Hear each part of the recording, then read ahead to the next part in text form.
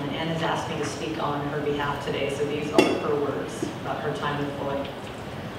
Many of you were here almost exactly 20 years ago on the happy occasion of my marriage to Loyd Allen Jarman on April 4th, 1998. On that day, we bravely embarked on the next phase of our lives with love, hope, and a determination to create a family and home for ourselves and for Loyd's daughter, Tanya Lorraine, who was then 15 years old.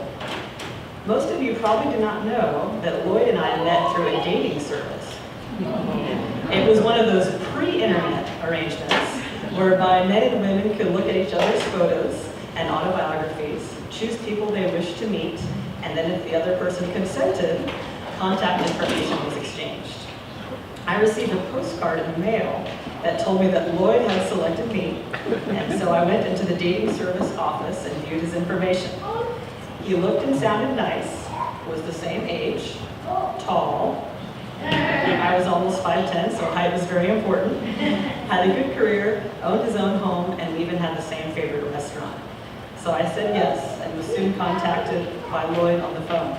We had the most amazing conversation that lasted about 4 hours.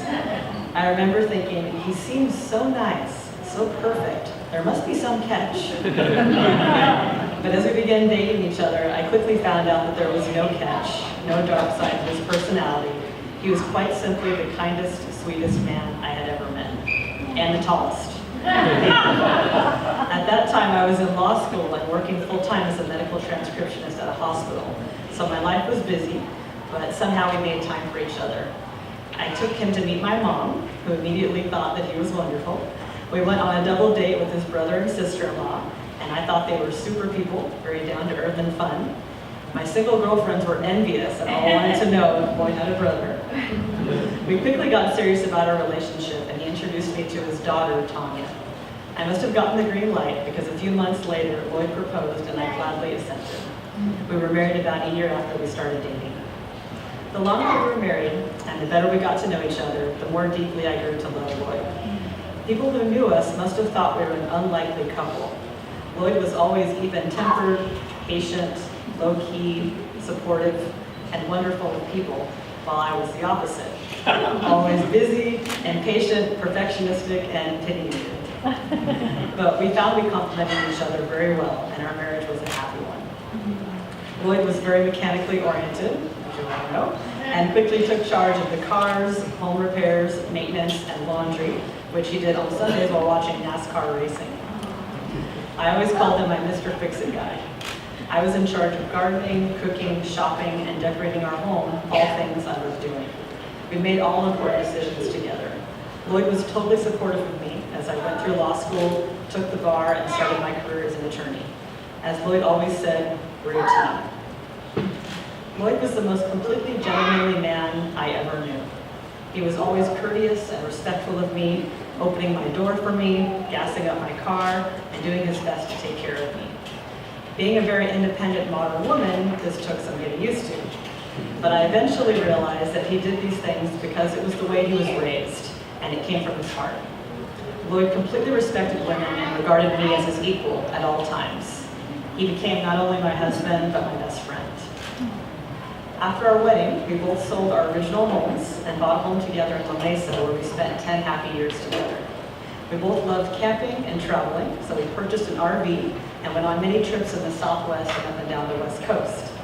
Loyd became legendary for being able to maneuver and park the RV into tight camping spots, a skill he had learned while driving a truck with his stepbrother, John Schneider. Life was good. Then in 2007, Loyd was diagnosed with chronic leukemia, which had to be monitored. In 2008, he was advised to undergo 6 months of strong chemotherapy. Incredibly, Loyd kept working for Noritsu while undergoing this treatment, and being Loyd never complained, even when the treatment made him feel ill and tired. When he finished chemotherapy in 2009, he announced he wanted to retire. I totally understood, as his health seemed important, and we both had lost our fathers years before they ever got the chance to retire. So we sold our home in La Mesa and moved out to what had been our vacation home in the desert. Thankfully, the chemotherapy was successful, and Loyd's cancer went into remission. He got a motorcycle and enjoyed exploring off-road in the desert. We both enjoyed hiking and bird watching. I lasted 14 months before I got bored and wanted to go back to work. Loyd understood, as always, so we sold our desert house and moved back to San Diego in 2012. Loyd then started volunteering with the Midway Museum Air Wing, restoring old planes, and with Meals on Wheels, delivering meals to seniors, both of which he really enjoyed. And I happily went back to work. The year before, we had celebrated the marriage of our daughter, Tanya, to Chris Roberts. The following year, Tanya brought great joy into our lives when she gave birth to our precious grandson, Kyle. In addition, we gladly accepted Kyle's sister, Emma, as our granddaughter. We enjoyed getting to know the Roberts family in Orange County. Loyd was always very family-oriented. He loved family gatherings and served as our photographer for many years. We enjoyed hosting the Jarman family Thanksgiving every year, while Jan and Lowell always held the annual Christmas party. Loyd was in his element at those times. I will be forever grateful to Loyd for the incredible gift of becoming part of this wonderful extended family. We had some more good years together before Loyd became dreadfully ill in 2015 and we almost lost him. Lowell, Jan, and I spent countless hours with Loyd both in the hospital and in 2 different rehab facilities. The 3 of us became Loyd's outspoken patient advocates, constantly at his side throughout his entire ordeal. After 3 months in the hospital and rehab battling multiple infections, he was finally able to come back home again.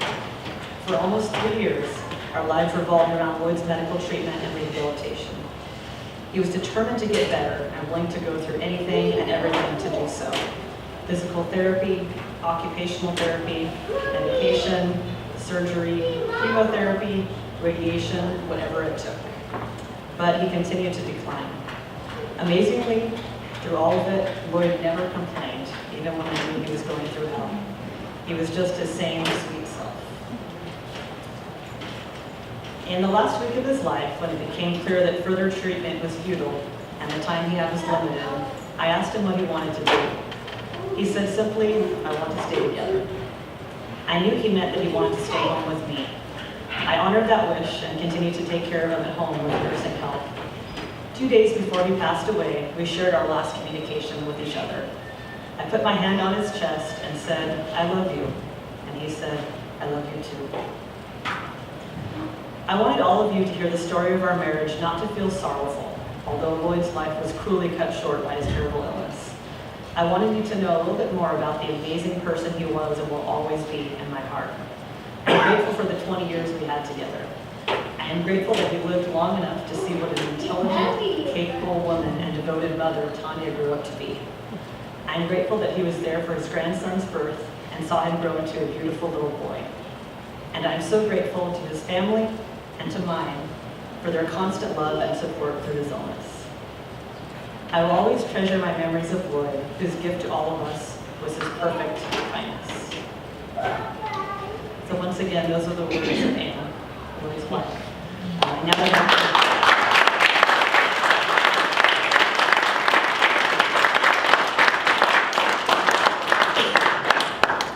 And now I'd like to introduce my cousin and Loyd and Ann's daughter, Tanya Jarman Roberts.